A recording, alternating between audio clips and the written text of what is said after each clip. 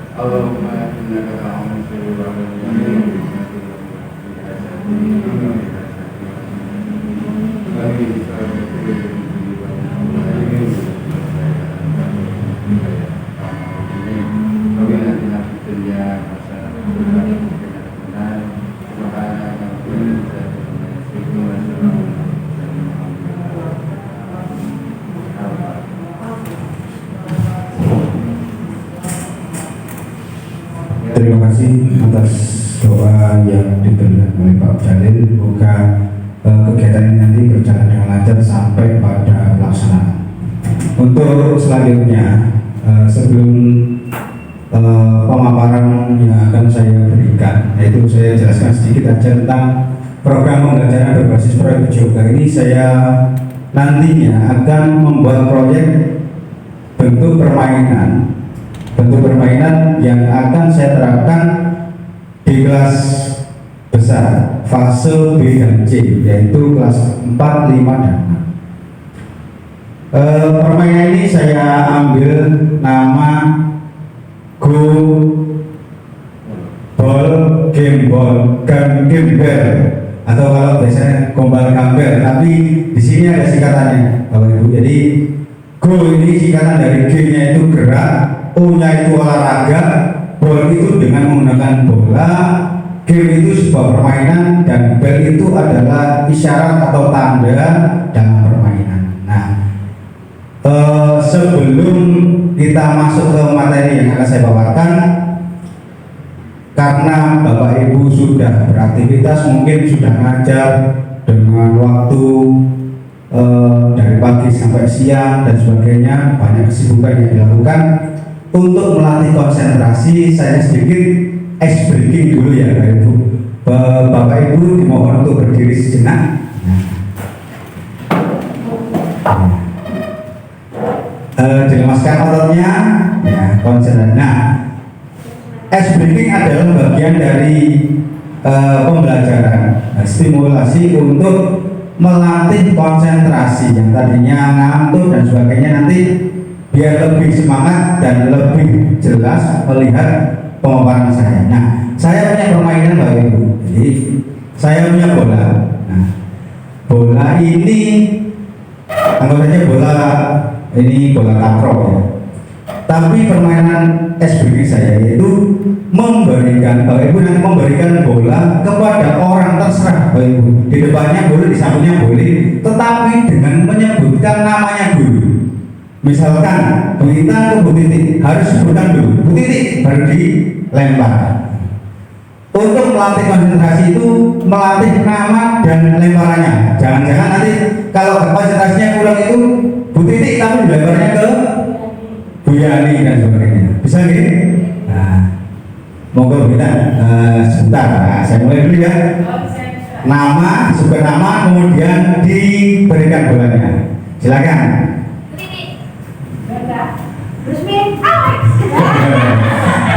Konsentrasi Bu Resmi lagi. Ayo.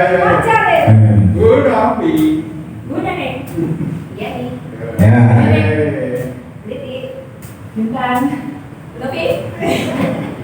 Pak Jalan. Ya. Terima kasih, tepuk tangan. Boleh duduk kembali. Nah, itu adalah salah satu SBK untuk meningkatkan konsentrasi. Jadi Bapak Ibu bisa menerapkan di kelas sebelum anak-anak menerima pelajaran. Itu adalah salah satu konsentrasi yang bisa digunakan. Nah, menginjak ke acara selanjutnya itu saya akan memaparkan tentang apa itu global gembel. Kalau dipercepat gombal gambel, tapi kalau bahasa Inggrisnya global gembel. Nah, gombal gambel adalah suatu permainan yang dibuat dengan memanfaatkan aset yang ada di SDN Kitaran 1. Kebetulan yang saya ambil adalah gerak motorik dalam pendidikan gerak. Nah, jadi pendidikan di PJUK itu banyak macam, ada pendidikan gerak, ada pendidikan sport science-nya, ada lain-lain. Jadi olahraga itu dua unsur yang mungkin berbeda dengan pendidikan pada umumnya. Di situ ada konsentrasi yaitu melatih otot, yang kemudian yaitu melatih otak. Nah, dua hal yang mungkin hampir sama dengan yang Bapak Ibu praktekkan waktu SBK. Jadi otaknya itu menyebutkan namanya si A tapi dilemparnya ke si B. Nah, itu adalah bagian dari konsentrasi dalam pembelajaran. Yang kedua adalah latar belakang dari saya buat permainan ini karena apa? Karena selama ini peserta didik itu banyak menghabiskan waktu dengan menggunakan gadget atau handphone. Jadi kebanyakan anak-anak di rumah itu kan ya banyak main HP, kemudian yang menyebabkan jarang berinteraksi dengan temannya, jadi menyendiri terus banyak yang. Yang kedua, banyaknya cabang olahraga tetapi sulit untuk mempraktekkan. Contoh misalkan bola voli, tapi kendala kita misalkan di sekolah itu tidak ada bola voli, jadi proyokan istilahnya. Jadi bola itu sedikit tapi siswanya banyak, itu adalah kesulitan. Salah satu kesulitan dari suatu permainan. Kemudian kurangnya peserta didik dalam berolahraga. Biasanya anak-anak kalau diajar Pak Mas, Pak pegel dan sebagainya. Itu adalah kenapa? Karena mereka biasanya itu hanya melihat permainan voli saja, kemudian badminton seperti itu aja. Dan mereka tidak hanya istilahnya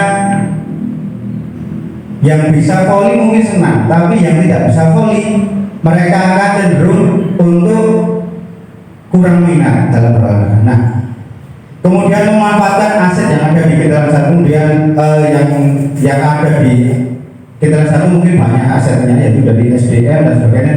Termasuk yang saya ambil adalah sarana dan prasarana. Mungkin berbeda dengan sekolah yang lain yang kita punya, mungkin banyak bola kecil yang saya inventaris asetnya itu salah satunya yaitu bola takraw ini.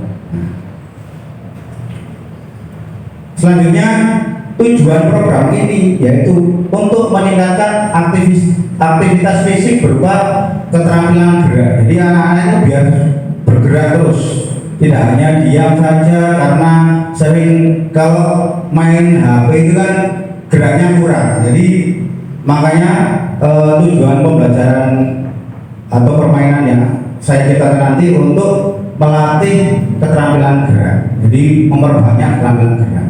Kemudian memberdayakan peserta didik dalam belajar gerak. Nah, ini sama dengan yang satu, meningkatkan nilai sosial dan kerjasama antar peserta didik. Jadi yang tadinya suka sendiri, menyendiri, tidak bergaul dengan temannya dalam sekolah, itu akan meminimalis untuk hal itu.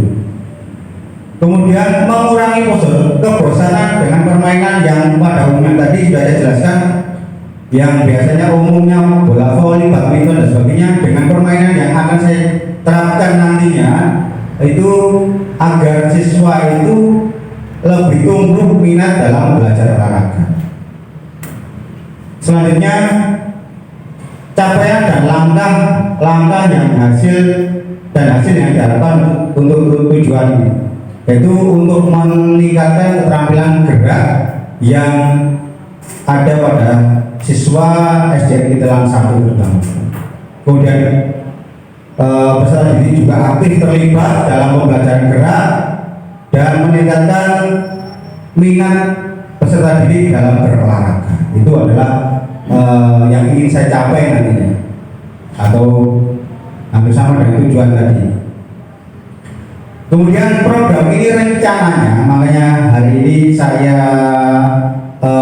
mengajak komunitas belajar dari SDN Kitelang 1 ini untuk menelaah apa RTL saya ini nanti layak untuk diterapkan. Nah, rencana pelaksanaan ini akan saya terapkan di lapangan, karena di sini ada lapangan yang sudah layak dan cukup.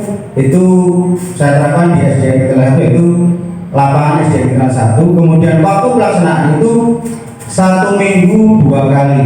Nah, mungkin nanti bersama dengan waktu olahraga atau 2 kali dalam 1 minggu itu akan saya terapkan, dan durasinya yaitu 30 menit, tidak banyak. 30 menit dalam aktivitas gerak itu sudah melelahkan bagi anak-anak, apalagi orang dewasa sudah 30 menit itu sudah cukup. Kemudian skala program kegiatan sudah saya jelaskan tadi, tujuannya adalah kelas besar yang saya ambil. Karena apa? Di keterampilan gerak yang banyak itu di kelas besar, dan motorik harusnya lebih sudah tertata gitu kelas besar. Itu kelas 4, 5, dan 6 atau fase B dan C. Perkiraan jumlahnya adalah 35 siswa. Kemudian jadwal kegiatan rencana akan dilaksanakan mulai hari Sabtu 30 November pukul 7.30 sampai 8. Nanti jangka waktunya ini mulainya, jadi ada berkala sampai 2-3 bulan ke depan. Jadi berjenjang seperti itu. Jadi nanti ada tingkatannya. Kemudian anggota komunitas yang berkolaborasi yaitu tentang grup PJOK. Kemudian di sini bapak kepala sekolah yang kami libatkan, guru-guru kelas, kemudian peserta didik dan orang tua. Orang tua itu adalah sebagai pemantau perubahan perilaku geraknya nanti di rumah. Nah, ini adalah kapasitas atau keterlibatan komunitas. Di sini nanti yang ada asetnya di SDN Kitelang 1 yaitu fasilitas atau infrastruktur. Yang di sini sudah ada lapangan olahraga, alat peraganya juga sudah ada. Kemudian SDM-nya ada guru olahraganya, ada kepala sekolah, ada bapak ibu guru serta peserta didik. Kemudian komunitas dan mitra ini nanti saya berkolaborasi dengan orang tua nanti sebagai pemantau nanti. Nah, pemantaunya nanti bagaimana peningkatan gerak yang ada di rumah setelah aktivitas ini rutin dilaksanakan di sekolah. Kemudian ketersediaan sumber daya pendidikan yaitu edukasi dari buku dan materi, kemudian dari internet juga, serta teknologi. Nah, kebetulan di sini sudah ada internet, ada proyektor dan sebagainya, komputer, laptop dan sebagainya. Itu adalah salah satu penunjang dari pembelajaran yang akan saya terapkan nantinya. Ini adalah rencana evaluasi. Jadi kalau hari ini nanti ada yang perlu direvisi, nanti saran dan masukan dari Bapak Ibu adalah sebagai bahan evaluasi saya untuk merencanakan pembelajaran atau penerapan ini yang akan saya lakukan. Ini adalah tujuan evaluasinya, kemudian alat pengumpulan data atau kuesioner. Nanti ini saya bagikan ke siswa, wawancara juga kepada siswa, dan hasilnya nanti setelah saya terapkan itu bagaimana. Jadi siswa itu menanggapi setelah mengikuti permainan ini itu bagaimana. Nah itu nanti sebagai evaluasi. Jadwal evaluasi adalah setelah kegiatan sudah selesai dilaksanakan, jadi mulai dari seminggu dari 2 kali terus sampai pelaksanaan selesai baru nanti evaluasi.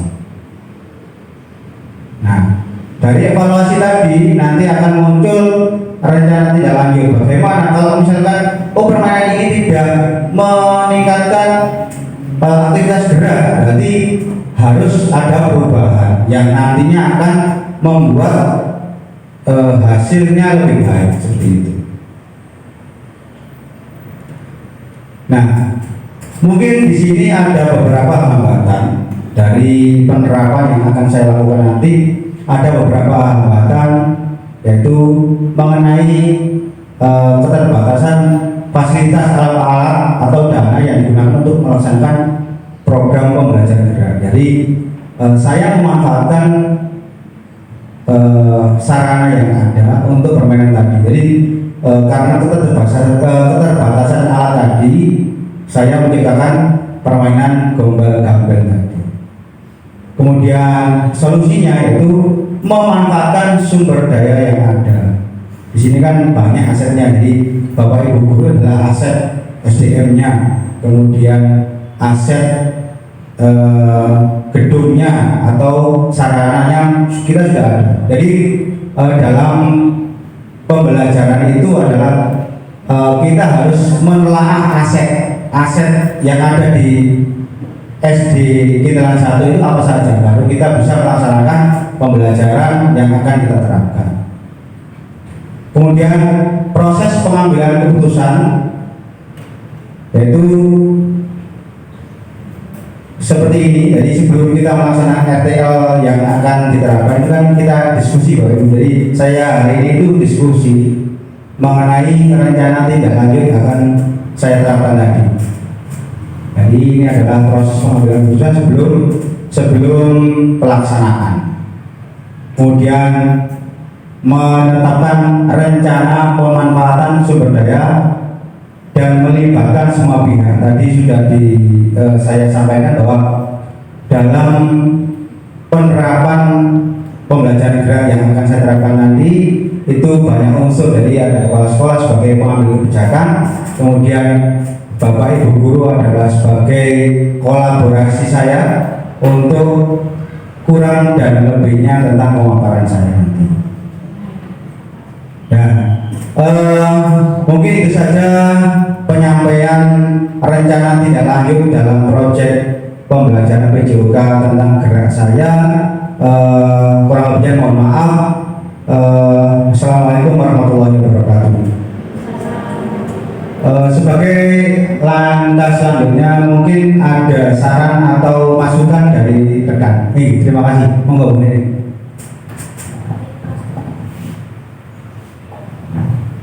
Ya, baik. Assalamualaikum warahmatullahi wabarakatuh. Waalaikumsalam.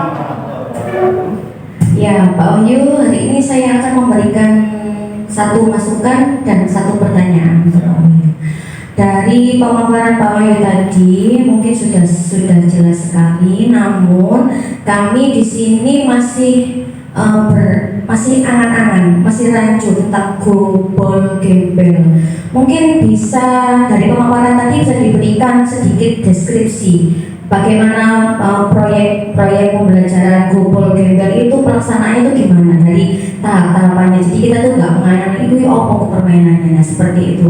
Yang kedua, yang pertanyaan kedua yaitu bahwasanya anak-anak di seluruh sekolah pasti dengan mata pelajaran PJOK itu pasti menjadi favorit ya, mapel favorit karena di situ banyak sekali berbagai macam permainan yang diimplementasikan dalam pembelajaran walaupun dalam kelas dan di luar kelas. Nah, pertanyaan saya dari beberapa permainan-permainan yang diterapkan yang diimplementasikan di pembelajaran PJOK, mengapa Pak Wahyu itu tertarik dengan model pembelajaran Gobol Gembel ini? Karena tadi dilihat di judulnya ya, dapat memfasilitasi pembelajaran yang berpusat pada siswa. Itu yang bagaimana tolong diberikan kelebihan dari program Gobol Gembelnya ini. Terima kasih Pak Wahyu.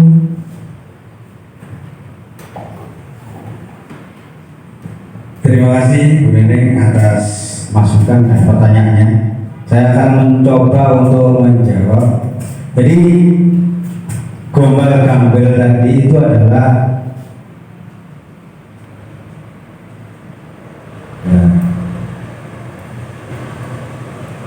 bentuk permainan yang awalnya adalah dari keresahan saya itu karena fasilitas yang ada di SD kami ya, di sini itu hanya mungkin bola dan beberapa alat yang mungkin bisa digunakan, tetapi siswa yang menggunakan itu banyak dari awalnya. Jadi banyak siswa tapi alatnya kurang gitu. Nah, bagaimana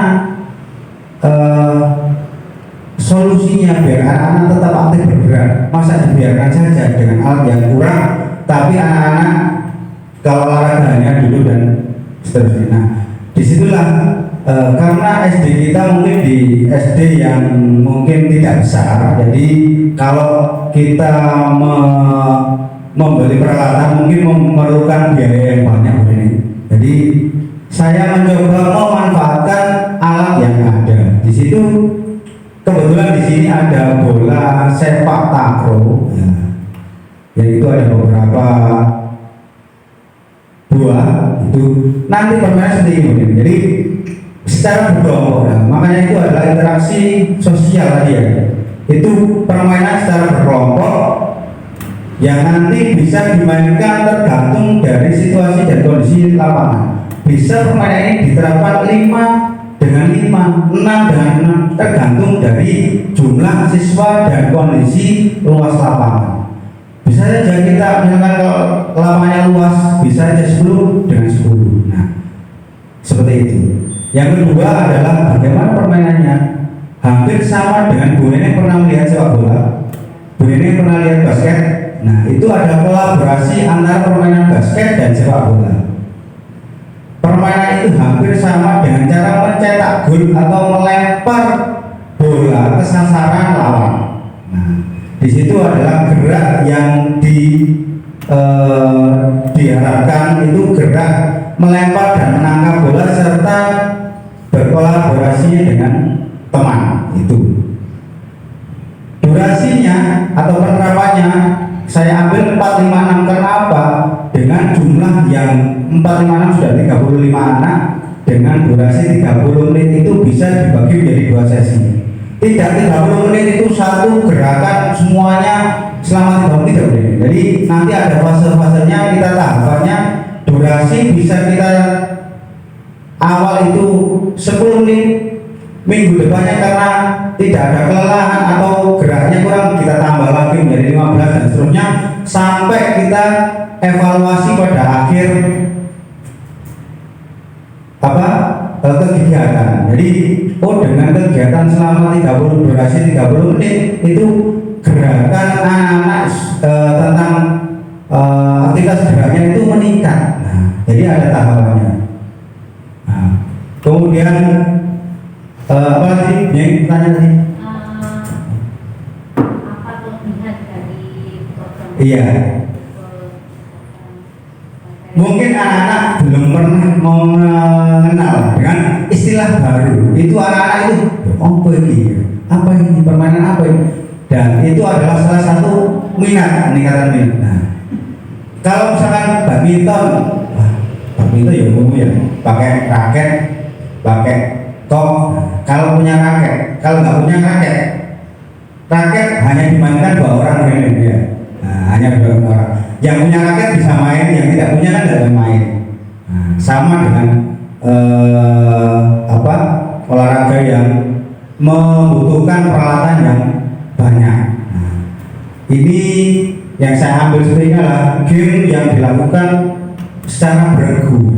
Jadi beregu itu meningkatkan intensitas untuk berkolaborasi dengan teman, saling kerjasama. Itu akan jadi istilahnya tadi kalau biasa main HP itu kan merasa menyendiri, senangnya menyendiri, tidak mau berinteraksi dengan teman. Nah, kelebihan permainan ini mungkin adalah permainan ini baru, belum pernah digunakan mungkin itu. Mungkin itu ada pertanyaan lagi, Bu Neni? Terima kasih kembali Bu Neni. Mungkin ada yang lain? Kalau cukup, alhamdulillah. Terima kasih Bapak Ibu. Sekali lagi saya tanya dulu, apakah rencana tidak lanjut proyek basis proyek PJOK ini bisa dilaksanakan Bapak Ibu? Alhamdulillahirrahmanirrahim. Nah, mungkin itu saja pemaparan dari saya, kurang lebihnya mohon maaf. Saya akhiri, wassalamualaikum warahmatullahi wabarakatuh. Sebagai doa penutup untuk kelancaran, saya kembali lagi ke Pak Jakarta Beresmi, monggo. Gantian. Enggak sih. Waalaikumsalam.